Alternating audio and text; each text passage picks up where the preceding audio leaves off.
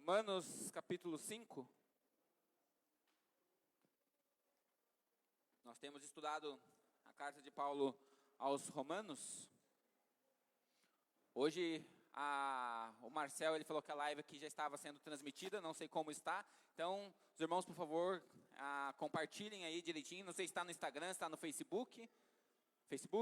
Então, compartilhem para que o Evangelho possa estar chegando a outras pessoas também que, assim como nós, necessitam de ouvir a palavra do Senhor. Romanos capítulo 5, eu lerei dos versos 1 ao versículo 11. A gente já pensou um pouco no versículo 1 e 2 na semana passada. Hoje vamos continuar a partir do versículo 2. E a gente vai pensar aqui um pouco dentro desse texto, juntamente com os irmãos. Diz assim a palavra de Deus: Justificados, pois, mediante a fé, temos paz com Deus por meio do nosso Senhor Jesus Cristo, pelo qual obtivemos também acesso pela fé a esta graça, na qual estamos firmes e nos gloriamos na esperança da glória de Deus. E não somente isto, mas também nos gloriamos nas tribulações, sabendo que a tribulação produz perseverança. A perseverança produz experiência, e a experiência produz esperança. Ora, a esperança não nos deixa decepcionados, porque o amor de Deus é derramado em nosso coração pelo Espírito Santo que nos foi dado. Porque Cristo, quando nós ainda éramos fracos, morreu a seu tempo pelos ímpios. Dificilmente alguém morreria por um justo. Embora por uma pessoa boa, alguém talvez tenha coragem para morrer. Mas Deus prova o seu amor para conosco, pelo fato de Cristo ter morrido por nós, quando ainda éramos pecadores. Logo, muito mais agora, sendo justificados pelo seu sangue, seremos por ele salvos da ira. Porque se nós, quando inimigos, fomos reconciliados com Deus, mediante a morte do seu Filho, muito mais, estando já reconciliados, seremos salvos pela sua vida. E não apenas isto, mas também nos gloriamos em Deus, por meio do nosso Senhor Jesus Cristo, mediante o qual recebemos agora a reconciliação. Baixe sua cabeça, vamos orar neste momento.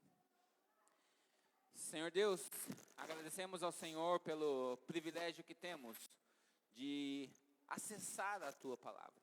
Obrigado porque o Senhor levantou homens ao longo da história, para que a Tua palavra pudesse, ó Deus, ser disseminada, impressa.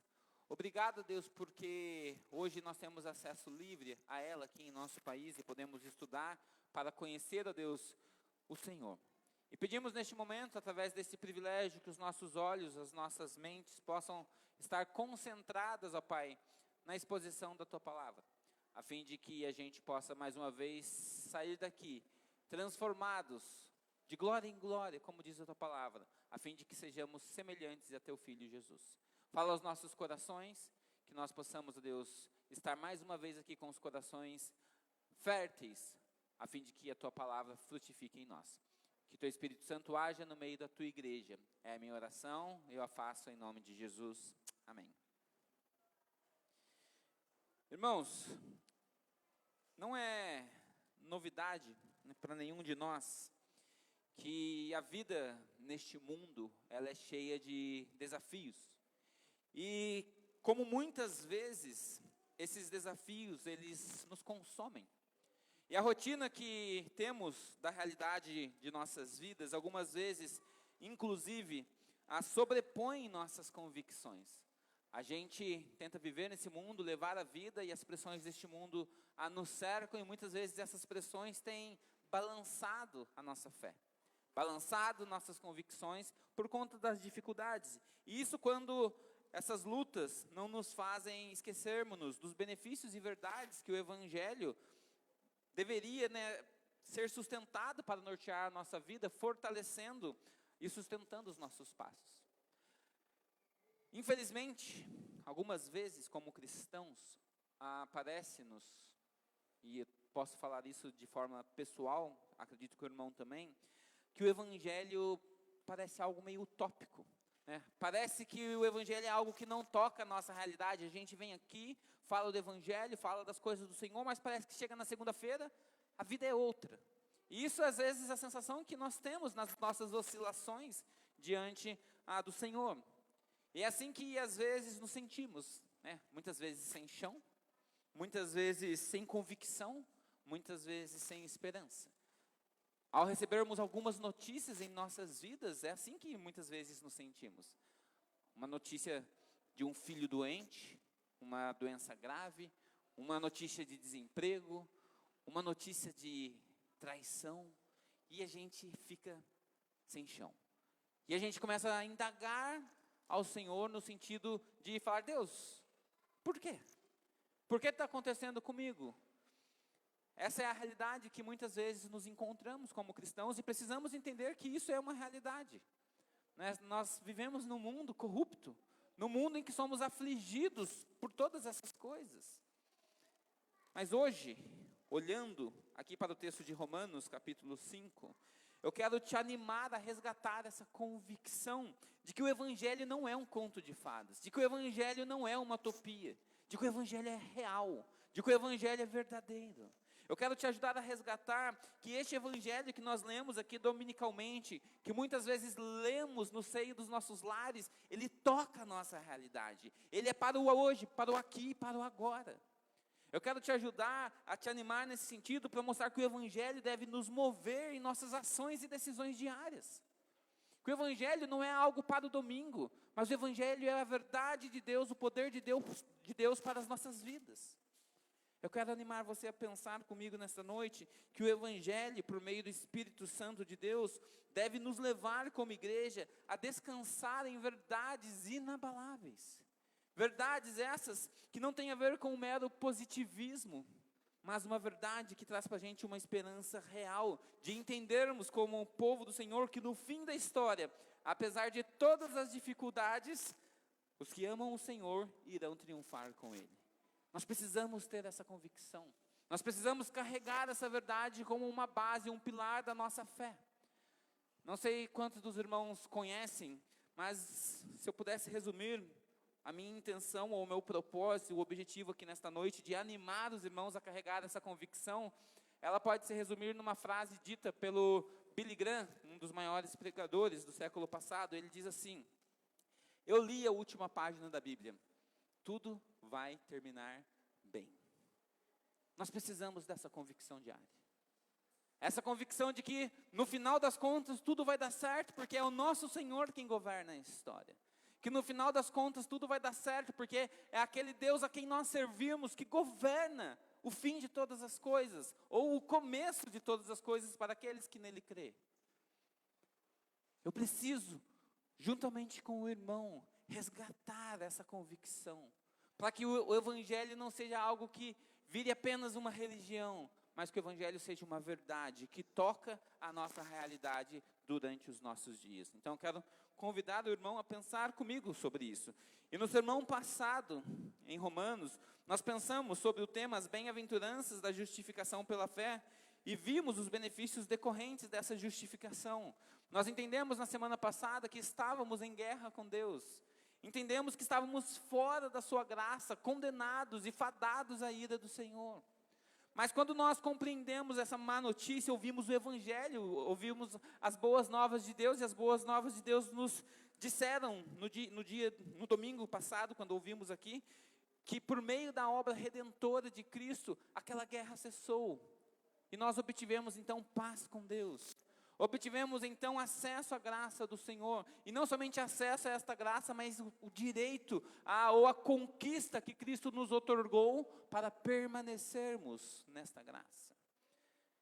Entendendo então que esse privilégio que nos foi concedido, nos leva à reflexão sobre essa boa notícia do Evangelho. Então é com essa boa notícia que nós ouvimos aqui no domingo passado, que eu quero incentivar o irmão, animar o irmão sobre essas verdades do Evangelho, a fim de que possamos nos alegrar nas convicções que o Evangelho deve nos trazer.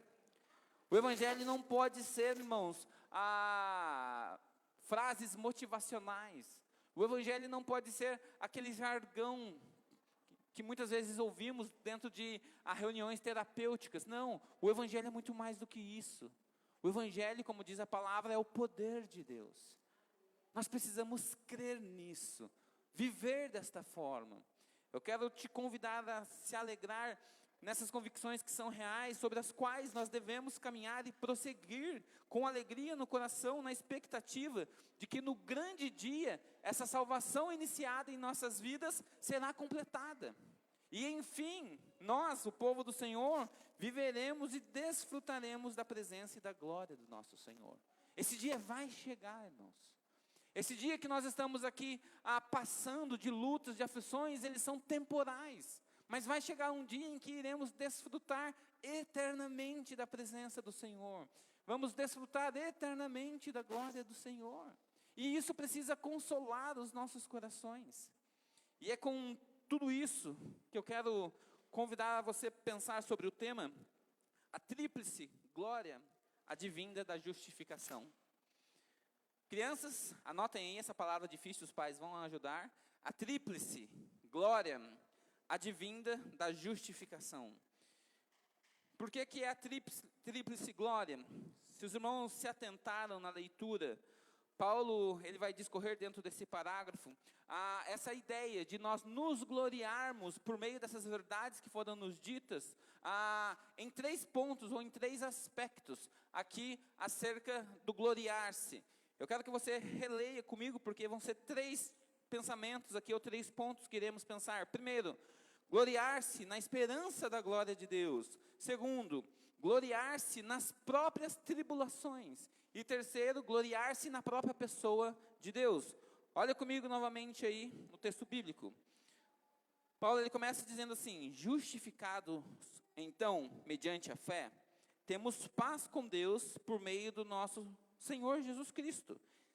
Paz com Deus, primeira bem-aventurança que vimos na semana passada, pelo qual também obtivemos acesso, por meio da fé, à graça.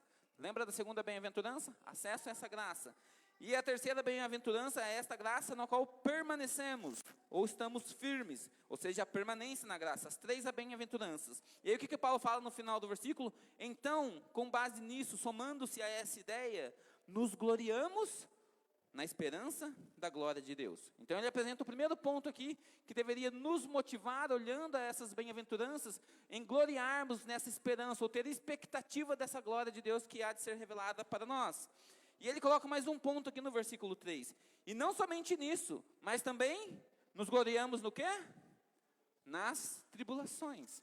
E aí Paulo vai gastar aqui 9 versículos para nos explicar como devemos fazer isso, nos gloriarmos nas tribulações. E por fim, no versículo 11, ele soma mais uma vez essa ideia. E não apenas isso, mas também nos gloriamos em Deus, por meio do nosso Senhor Jesus Cristo.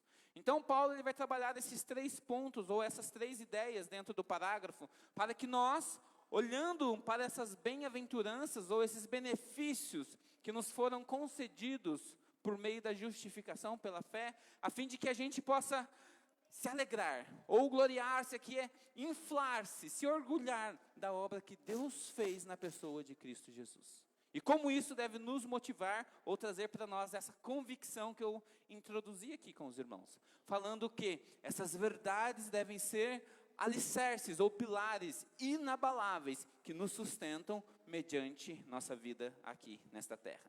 Então eu quero pensar com os irmãos, eu falei para os irmãos que a ideia é pensarmos aqui nessa tríplice glória advinda da justificação, mas hoje a gente vai ficar só na primeira.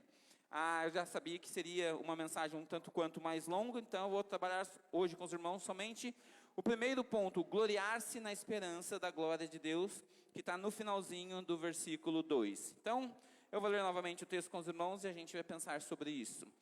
Justificados, pois, mediante a fé, temos paz com Deus por meio do nosso Senhor Jesus Cristo, pelo qual obtivemos também acesso, pela fé, a esta graça na qual estamos firmes e nos gloriamos, então, na esperança da glória de Deus. Gloriar-se, queridos, na esperança da glória de Deus. É interessante nós notarmos aqui no texto que Paulo ele está continuando a sua explanação sobre os benefícios da justificação, ou as bem-aventuranças da justificação, e ele apresenta esses 3 pontos nos quais nós deveríamos nos gloriarmos ou nos orgulharmos, entendendo que como alvos dessa justificação, temos a consequência ou o resultado de termos sido alcançados por tamanha graça do Senhor. Então Paulo está olhando para a vida do povo de Deus e está falando assim: olha, vocês receberam um benefício, um presente, a justificação. Foram declarados justos por conta da obra de Cristo. Baseado nessa justiça que foi imputada na vida de vocês, vocês receberam paz com Deus, acesso à graça e a permanência nessa graça. Olha como Deus tem trabalhado na vida do seu povo, dando esses benefícios para o seu povo. Agora, povo, alegre-se, glorie-se, orgulhe-se na esperança da glória de Deus. E a gente vai pensar sobre isso. Mas antes de entendermos essa ideia de gloriar-se na glória de Deus, nós precisamos definir aqui o que é o gloriar-se, o que é o orgulhar-se. Porque existe a necessidade de que esse conceito fique claro para nós. Existem duas formas, irmãos, de nós pensarmos sobre o gloriar-se e o orgulhar-se aqui. Uma é carnal e pecaminosa, né? E essa é a que nós normalmente ouvimos. O orgulho é pecado, olha, o orgulho é pecado. E a gente simplesmente rotulou o orgulho em toda a sua essência como pecaminoso. E nem sempre o orgulho, ele vai ser pecaminoso. Então existe essa vertente sim, que é pecaminosa, que é carnal, mas existe outra vertente do orgulho ou do gloriar-se, que é gloriosa, que ela é piedosa, que ela é virtuosa e vem de um viés espiritual. Eu quero então distinguir isso aqui com os irmãos, para que os irmãos entendam de que tipo de glória e orgulho Paulo está nos falando aqui, porque a palavra ela é sinônima, tá, irmãos? Então não tem distinção aqui no pensamento de Paulo. Mas primeiro, o orgulho ou a glória carnal, essa que é pecaminosa, a glória própria, ela sempre decorre da nossa carne. E consequentemente, por decorrer da nossa carne, ela é pecaminosa, porque tem como fonte deste orgulho a si mesmo. O grande problema deste orgulho é porque ele nasce nos nossos corações. No sentido de que algo que nós realizamos ou algo que somos faz com que nós sejamos não somente a fonte deste orgulho ou a fonte desta glória, mas também o objeto desta glória. O que eu quero dizer com isso? Nós nos envaidecemos, nós nos tornamos soberbos por aquilo que somos ou fizemos. E isso se torna pecaminoso. De modo prático, nós nos achamos bons o suficiente para fazer algo ou merecer algo. E logo isso gera em nós uma soberba. E até mesmo um senso de injustiça, quando nós não somos recompensados, elogiados ou honrados por alguma coisa que nós fizemos. Essa muitas vezes é a sensação do orgulho carnal. A gente faz algo aqui na igreja e a gente quer ser aplaudido. A gente quer, vou dar um exemplo aqui, o pastor acaba a mensagem, ele quer que no final do culto as pessoas cheguem: pastor, que mensagem. Olha, Deus usou a sua vida, pastor. E o pastor não entende que aquilo não deveria fluir do coração dele. Ele foi somente um meio. Mas a fonte da glória não é o pastor, a fonte da glória é o Senhor. E logo ele precisa ser o objeto da glória. Assim como hoje aprendemos músicas aqui novas e cantamos músicas com boas letras e chegar: nossa, Vinícius, legal essa música aí que a equipe de louvor trouxe para a igreja, Deus abençoe vocês e continue te usando. E aí a pessoa e o ministério de louvor que sai daqui: nossa, viu o resultado do nosso trabalho? Então nós estamos constantemente sendo provados quanto ao tipo de orgulho ou glória que está nascendo dentro daquilo que fazemos ou dos nossos corações. Sendo assim, se nós entendermos então que nós somos fonte de orgulho ou de glória, e eu vou dar um outro exemplo para os irmãos, como a questão de ser um bom pai, a gente sempre brinca aqui, brinca com o Everton e com a Marcela, com as meninas. Não, as meninas são lá, não falam, não respiram, tal, a gente nem sabe se está viva. A gente brinca, não, são boas crianças, bem educadas e etc, porque a gente acha que uma boa educação é uma criança quieta, muitas vezes, é o rótulo que a gente está dizendo, não que elas não sejam bem educadas. Mas, por conta disso, qual é o resultado esperado? A Marcela e o Everton quer que a gente fique falando. Quer que, nossa, como vocês fazem? Conta o segredo pra gente. Que meu filho não é assim, minha filha não é assim. Então, queridos, nós percebemos que ainda que se faça uma coisa boa, o orgulho carnal que nasce dentro de nós faz com que desejemos ser o objeto também deste orgulho e dessa glória. Não fazemos para o Senhor, fazemos para nós. E queremos que as pessoas reconheçam que tenhamos, então, um filho bem educado e que nos parabenize por isso. Por outro lado, agora, entendendo o orgulho e a glória de uma forma virtuosa. O orgulho e a glória de outro ou de outrem é uma glória que está fora de mim, cuja eu não sou a fonte, mas que eu consigo contemplar e me alegrar em perceber e constatar algo que não fui eu quem fiz, que não nasceu a partir de mim, e por conta disso também não sou o objeto dessa glória. Eu não me envaideço ou me alegro por algo que eu conquistei ou por algo que eu merecia, mas eu me alegro por algo que alguém conquistou, por algo que alguém fez. E é interessante porque Paulo está trazendo isso para nós, porque nós precisamos ter plena convicção de que toda essa obra realizada, que nós deveríamos nos alegrar e inflar os nossos peitos, não tem a ver conosco, tem a ver com outra pessoa. Essa é uma glória, um orgulho espiritual em que se há virtude, porque não existe origem alguma em mim, mas ainda assim eu consigo me alegrar a tal ponto por algo que alguém fez. E neste caso, que nós estamos pensando aqui, algo que alguém fez por mim. Uma obra que não tem a ver conosco, e não somos o início nem a motivação dessa obra. Não somos a fonte desta obra. Não somos a fonte desta glória, mas ainda assim, nós conseguimos desfrutar deste benefício. E de que obra então Paulo está falando? Ele está falando de uma obra que não foi eu nem você que fizemos. Ele está falando da obra de Cristo, da obra do Senhor Jesus, que não tem origem em nós, mas que ainda assim desfrutamos dela. A fonte é o Senhor, logo a glória é do Senhor. Sabe aquele negócio que a gente vê o nosso filho muitas vezes se dando bem na vida, e você fala assim, puxa, como eu tenho orgulho do meu filho. Ele está fazendo essas coisas assim, assim, assado, ele está se dando bem, ele está seguindo os princípios que eu ensinei. E aí você começa a perceber que, na verdade, o seu orgulho não é porque o seu filho está se tornando alguém que ama o Senhor, que tem um bom caráter, que está se dando bem profissionalmente ou algo nesse sentido, mas porque ele é o seu filho, ele é o seu troféu. E você não está de fato feliz porque ele está bem, mas porque você tem como contar isso para os outros. Porque dificilmente um pai conta para as pessoas, puxa, como eu me orgulho daquele filho que se tornou bandido, daquele filho que deu errado. Porque nós buscamos glória para nós. E essa é a natureza do homem. E aí o que Paulo está querendo aqui disseminar para nós como povo do Senhor, é que existe uma glória virtuosa. Uma glória que não tem a ver conosco. Uma glória que nós não somos a fonte, tampouco o objeto dela. Então, entendendo essa questão, porque Paulo vai falar 3 vezes para nós nos gloriarmos, ou nós nos orgulharmos, nós precisamos entender que existe então um orgulho que é bom, um orgulho que é virtuoso, uma glória que é virtuosa. O gloriar-se de forma virtuosa, porque não tem a ver com a obra que a gente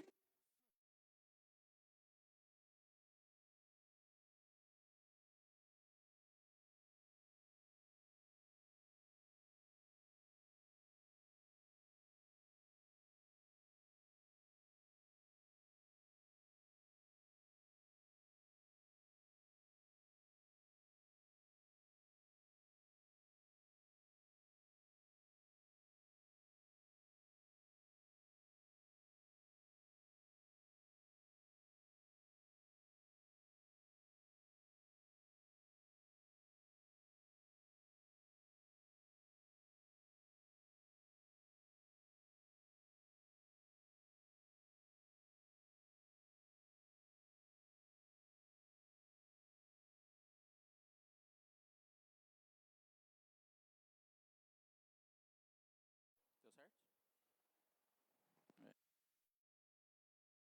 Alô, som. Obrigado, Francisco. Explicado então isso, irmãos, agora nós podemos refletir sobre o gloriar-se na esperança da glória de Deus. Vejamos que o apóstolo, ele acabou de nos expor aqui os benefícios presentes da justificação pela fé.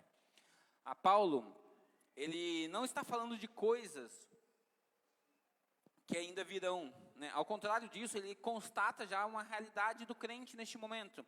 Ele está falando, olha, nós que fomos justificados, já recebemos paz com Deus. Nós que fomos justificados, já acessamos essa graça. Nós que fomos justificados, já estamos de forma permanente nesta graça. Contudo, o que Paulo faz agora nesse momento?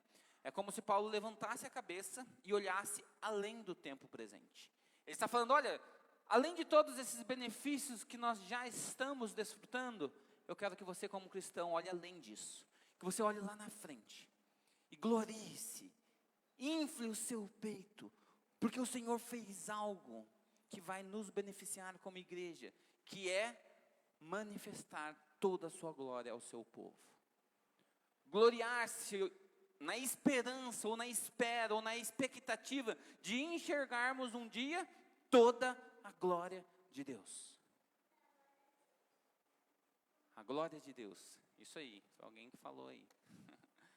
Nós precisamos entender, queridos, que ao olharmos para a história iminente da criação, nós estamos vendo a glória do Senhor revelada de forma parcial a nós. Né? O Salmo 19, versículo 1 diz, os céus proclamam a sua glória. Mas ao olharmos para o céu não consegue contar tudo acerca do Senhor. Nós vemos parte dessa glória. Nós vemos um pouco ou vislumbres desta glória. Ao contemplarmos a história, nós vemos a encarnação do Filho de modo único e de forma exclusiva, e ainda assim vemos a glória de Deus, como nos diz Hebreus capítulo 1, versículo 3, a glória de Deus, ou o resplendor da glória de Deus, revelada no Filho, que é a exata expressão do Deus Pai. E olha que interessante, Jesus ele veio num corpo humano limitado, mas ainda dentro deste corpo limitado, a glória de Deus pode ser vista na pessoa do Filho, mas ainda de forma limitada. Nós ainda estamos vendo vislumbres da glória de Deus, mas Paulo está falando assim, olha, deixa eu contar uma coisa para vocês. Nós estamos no início desse processo da salvação. O início do resgate da glória de Deus em um homem pecador por meio da obra redentora. Ou seja, nós temos visto por enquanto lampejos da glória de Deus. Assim como o apóstolo Paulo compartilha, aquele que começou a boa obra em vós, há de terminá-la no último dia. Essa obra não está completa. E é isso que Paulo está nos incentivando, falando, olha, aquele que começou, ele vai terminar. E isso precisa nos motivar, isso precisa nos alegrar, porque nós somos esse no qual o Senhor começou a boa obra. Essa mensagem não é para outros, essa mensagem é para mim e para você. O Senhor vai terminar aquilo que Ele começou em nossas vidas, irmãos. Nós veremos totalmente a glória do nosso Senhor. Aquilo que Moisés almejou ao ver a face do Senhor lá no Antigo Testamento, e o Senhor precisou tampar a face, a visão de Moisés e passar de longe. Em Cristo nós ainda iremos desfrutar e ver toda a glória do nosso Senhor. Aquilo que hoje vemos em parte, torna-se apenas uma degustação daquilo que há de ser completamente revelado a nós. Assim como diz John Stott, ele tem uma frase que está dentro do seu livro, O Estudo de Romanos, ele diz assim, um dia, porém, a cortina se erguerá, e a glória de Deus será inteiramente desvendada. Nós estamos vendo lampejos, reflexos, mas um dia veremos totalmente a glória do nosso Senhor. Isso é maravilhoso. Eu quero convidar você a ler alguns textos comigo das Escrituras. Romanos 8, se você for um pouquinho mais para frente, versículo 18. Diz assim, Romanos 8, 18. Porque para mim, tenho por certo, que os sofrimentos do tempo presente não podem ser comparados com a glória a ser revelada em nós. Nós não só iremos contemplar a glória de Deus, mas como faremos parte desta glória. essa glória será revelada também a partir de nós. E sabe o que Paulo está falando? Olha, tudo que nós temos passado nesta vida, todos os sofrimentos do tempo presente, não podem ser comparados. É por isso que Paulo, ele olha além dos benefícios presentes e nos convida a olhar por cima dos benefícios presentes. Falando, olha, existe algo maior ainda que está vindo. Marcos, capítulo 13, versículo 26. Volte um pouco. Marcos, capítulo 13, versículo 26. Diz assim: então verão o Filho do Homem vindo nas nuvens com grande poder e glória. Lá em Tito, lá no finalzinho, Tito capítulo 2, versículos de 11 a 13. Porque a graça de Deus se manifestou trazendo salvação a todos. Ela nos educa para que, renegadas a impiedade e as paixões mundanas, vivamos neste mundo de forma sensata, justa e piedosa, aguardando a bendita esperança e a manifestação da glória do nosso grande Deus e Salvador Jesus Cristo. Nós temos sido instruídos para que, enquanto vivamos aqui, tenhamos uma vida sensata, equilibrada, porque nós estamos na espera de algo. Nós estamos esperando a manifestação da glória do Todo-Poderoso Deus. É isso que nós estamos esperando.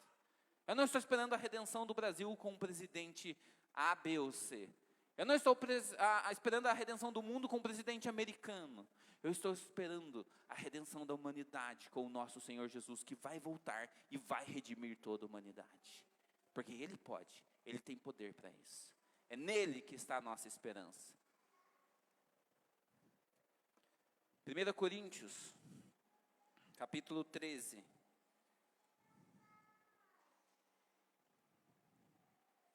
Versículo 8, diz assim, desculpa, 1 Coríntios não, não, é 1 Coríntios sim, só que é 3, eu que abri errado, abri no 13, irmãos. 1 Coríntios 3, versículo 18. Que ninguém engane a si mesmo. Se algum de vocês pensa que é sábio neste mundo, faça-se louco para se tornar sábio. Eu acho que eu abri errado. Deve ser 2 Coríntios mesmo. Deixa eu...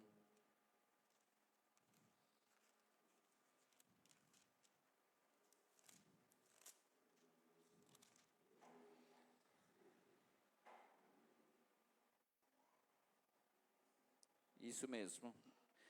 Eu quero ler o 7 e 8, tá bom?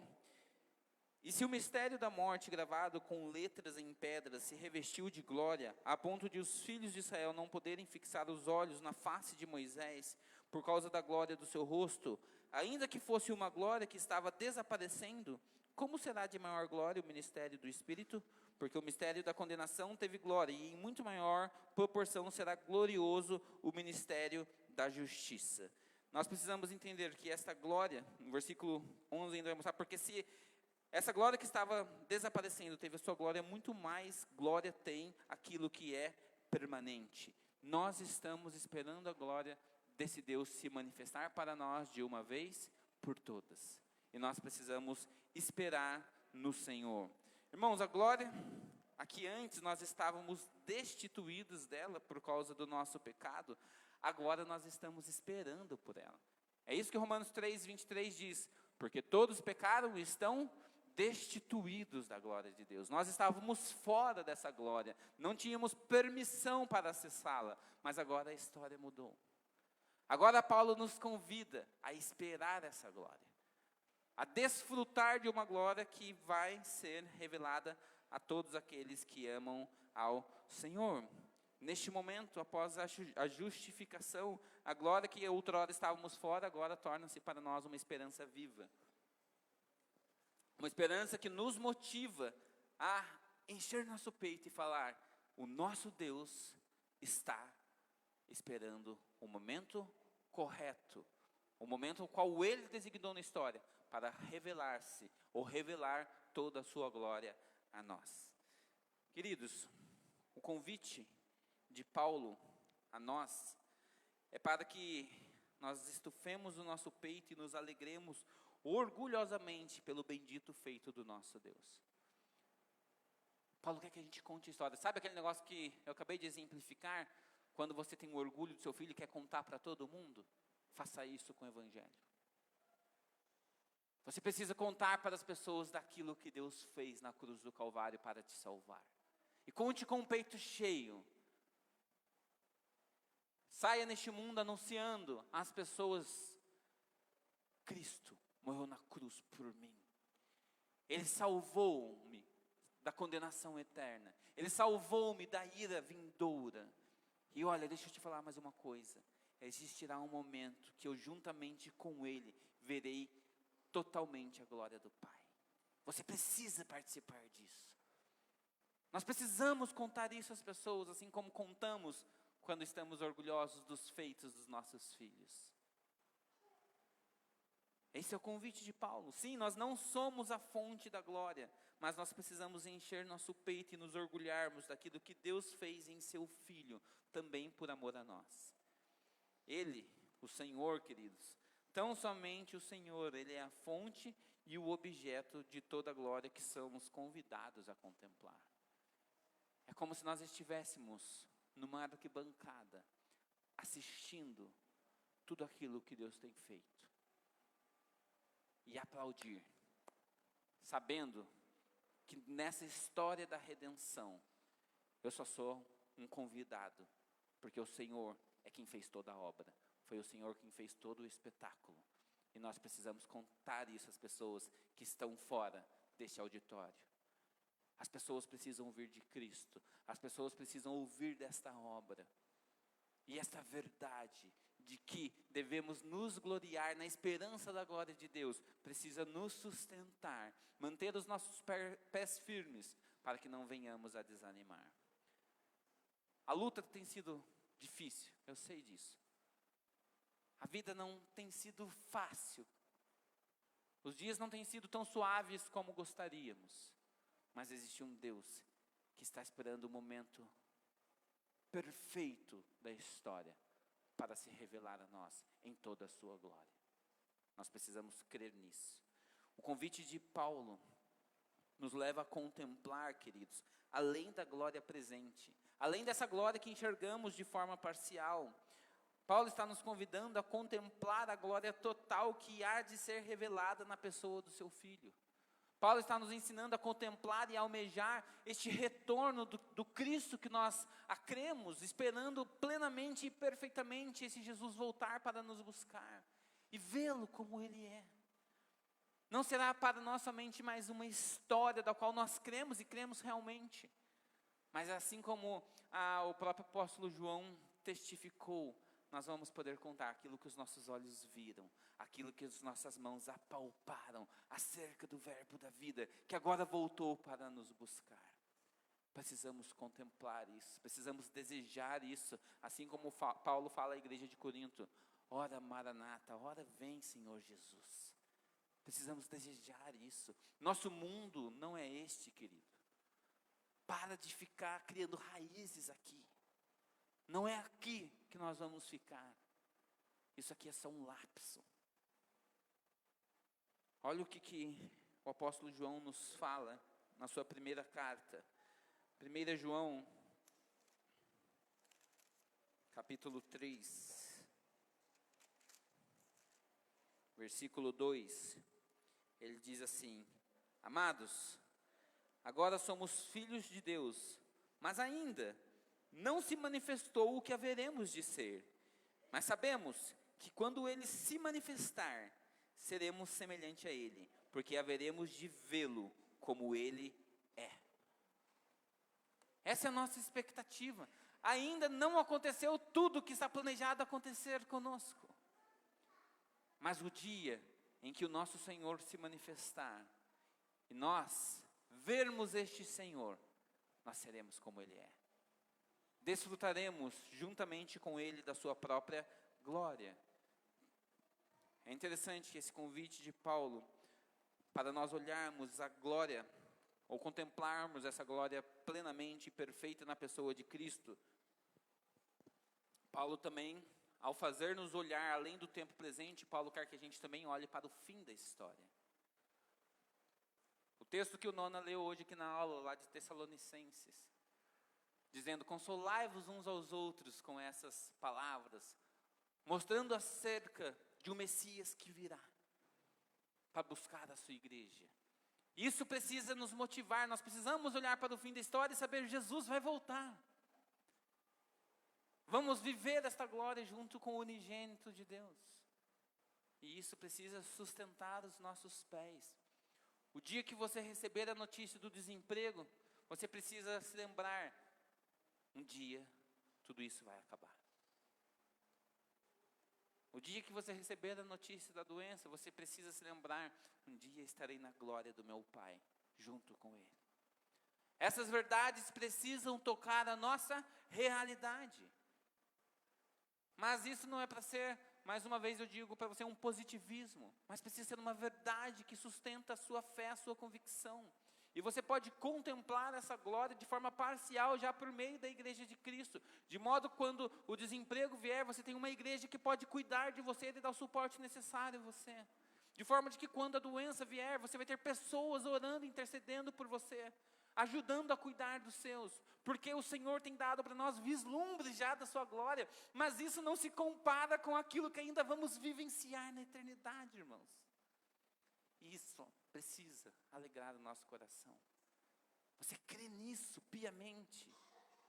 Essa verdade te sustenta diariamente?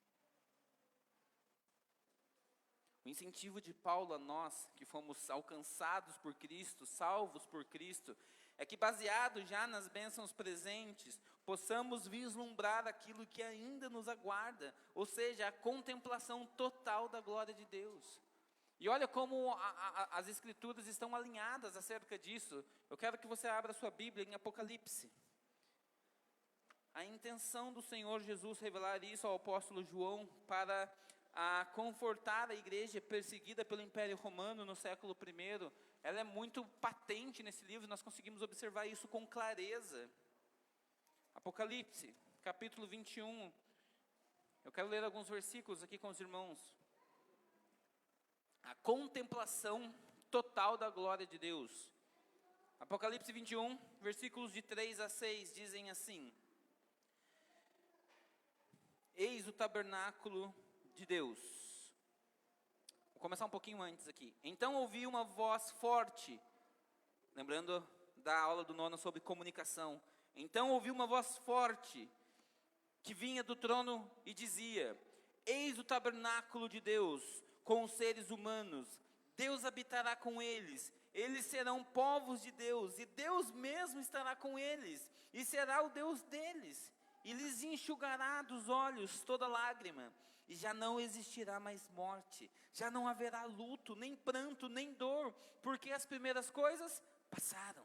E aquele que estava sentado no trono disse: eis que faço novas todas as coisas. E acrescentou: escreva, porque essas palavras são fiéis e verdadeiras. E disse-me ainda: tudo está feito, eu sou o alfa e o ômega, o princípio e o fim.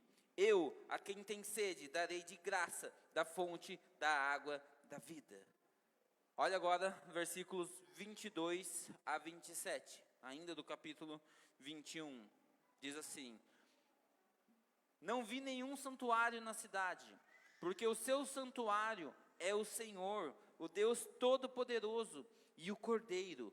A cidade não precisa de sol, nem da lua para lhe dar claridade, pois a glória de Deus a ilumina. É essa glória que estamos esperando, a glória de Deus a ilumina, e o Cordeiro é a sua lâmpada.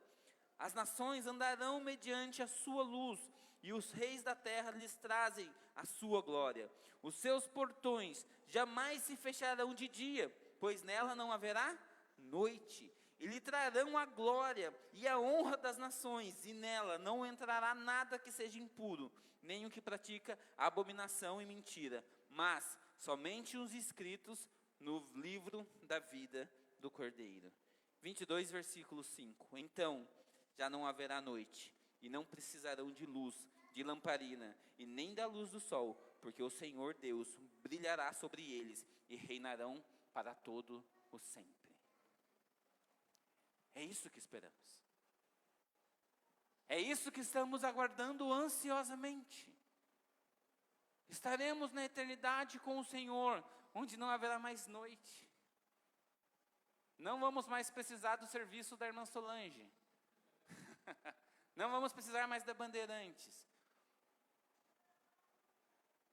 Porque a glória do Senhor iluminará a todos. Porque a glória do Senhor reinará para sempre a partir de nós. É sobre isso que Paulo está falando. Levante a cabeça, olhe além do tempo presente e contemple aquilo que acontecerá nos últimos dias. Meu amado irmão, só você e Deus sabem quão difícil tem sido os seus dias. Talvez, enquanto eu estou aqui pregando aos irmãos, alguns possam estar pensando, o pastor não sabe o que eu tenho passado. O irmão está certo, eu não sei. Mas o Senhor sabe. As lutas que você tem passado, as perseguições que você tem sofrido, para que o seu caráter seja forjado, tem desafiado a sua fé. Eu sei disso. Assim como eu falei no começo desta mensagem, muitas vezes, por conta disso, dessas lutas e perseguições, somos muitas vezes levados ao desânimo. Às vezes parece que a gente quer jogar toalha, que a gente está sem chão, sem esperança, sem expectativa alguma. Mas a mensagem desta noite visa te animar e lembrar que o nosso fim não é este. Que as coisas não acabarão aqui. Seus problemas no casamento, suas dívidas financeiras, seu problema com doenças e dores, suas lutas de forma geral, queridos, não devem minar a sua fé.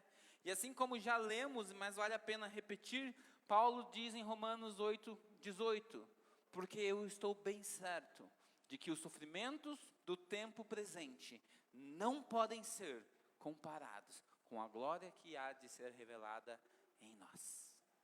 Não pode ser comparado. Você crê nisso?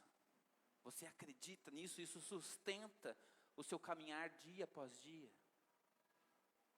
Nós ainda falaremos sobre o gloriar-se na tribulação, eu falei isso aos irmãos, mas para este momento, o que o apóstolo quer é constatar, que eu e você constatemos as bênçãos presentes da paz com Deus, o acesso à permanência na graça, e levantemos os nossos olhos convictos e contemplemos, queridos, essa verdade absoluta de que ainda não vimos tudo que Deus quer nos mostrar.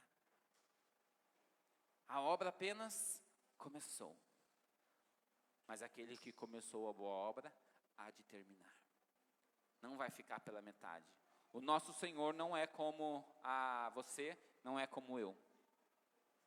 Nós muitas vezes falhamos, nós paramos no meio, mas o nosso Senhor não. Ele vai até o final. E Ele vai fazer o que Ele propôs a fazer, porque Ele não é somente o criador deste universo, Ele é o dono dele. Ele é o dono da história. E vai fazer tudo conforme lhe apraz. E Ele não é homem para mentir, e nem filho do homem para se arrepender. Ele é justo e é fiel, e vai fazer tudo o que Ele prometeu. Precisamos crer nisso. Isso é o evangelho que toca a nossa realidade. Esse é um evangelho que precisa transformar as verdades que nós professamos aqui neste lugar em decisões e ações diárias em nossas vidas. Essa verdade, queridos, deve ser para nós um pilar a nos sustentar, pois estamos sendo convidados pelo apóstolo Paulo para contemplar a glória do Rei do Universo. Assim, mais uma vez, citando John Stott, o universo renovado será inundado com a glória do seu Criador. O universo renovado, transformado pelo poder do Senhor, será inundado pela glória do Senhor.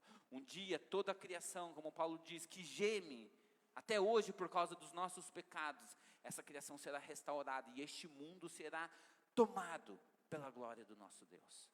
Não haverá mais lugar para o pecado, não haverá mais lugar para a corrupção, somente haverá lugar para a glória do nosso Senhor.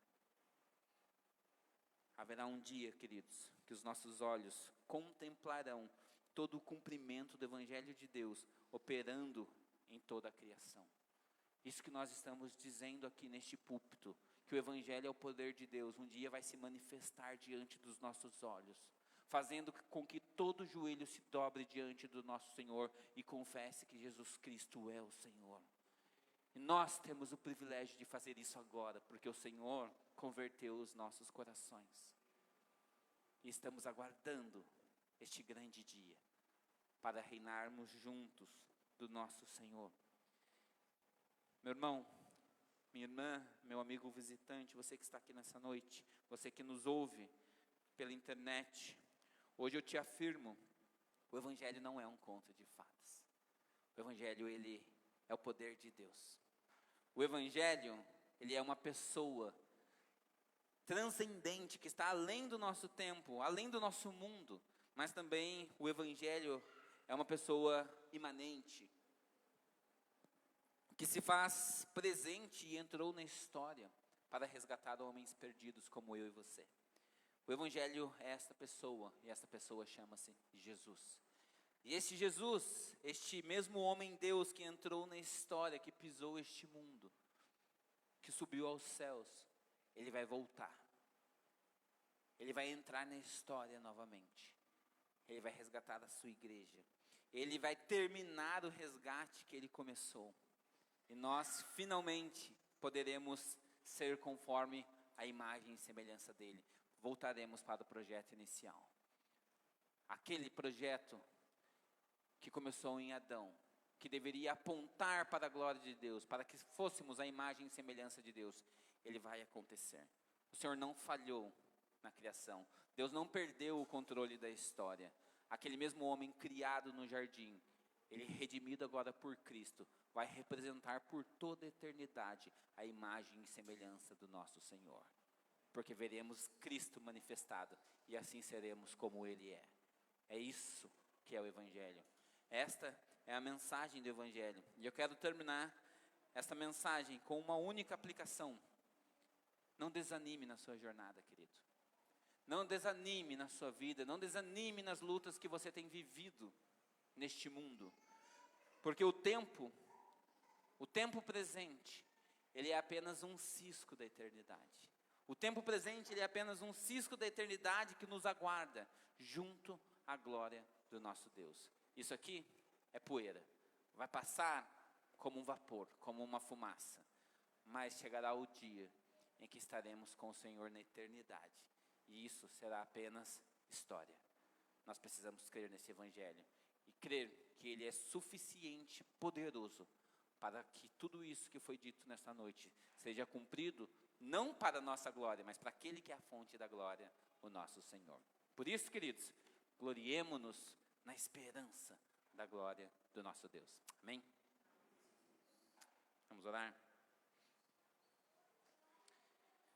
Senhor Deus, louvado e engrandecido seja o Senhor, porque a história apenas começou para nós. Mas há um dia, chegará o dia, que a história não existirá. Existirá apenas a eternidade. A eternidade junto ao Todo-Poderoso Deus. A eternidade na qual a tua igreja estará presente, desfrutando de toda a glória do Senhor. Vendo o Deus glorioso sendo manifesto na pessoa do seu Filho, aquele que é o resplendor da tua glória, aquele que é a exata expressão do seu ser.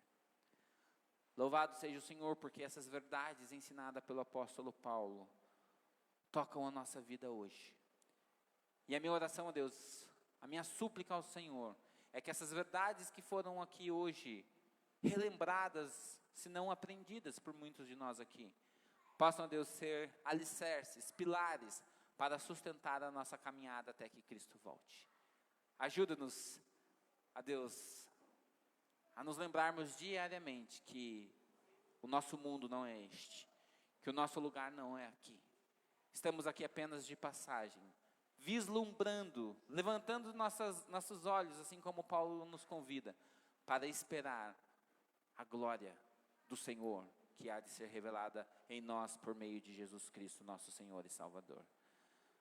Ajuda-nos, ó Deus, a desfrutar das verdades do Evangelho. Ajuda-nos a viver nossos dias compreendendo as verdades do Evangelho. Para que, ó Deus, essas verdades norteiem, ó Pai, nossas ações e decisões diante deste mundo, até que Cristo volte. É a minha oração e eu a faço em nome de Jesus. Amém. Irmãos, Deus abençoe os irmãos, uma oração silenciosa, nós estamos despedidos e nos vemos no nosso retiro de carnaval, sábado às 9 horas da manhã. Vou mandar mensagem para os irmãos lá no grupo da igreja ao longo da semana. Deus abençoe os irmãos.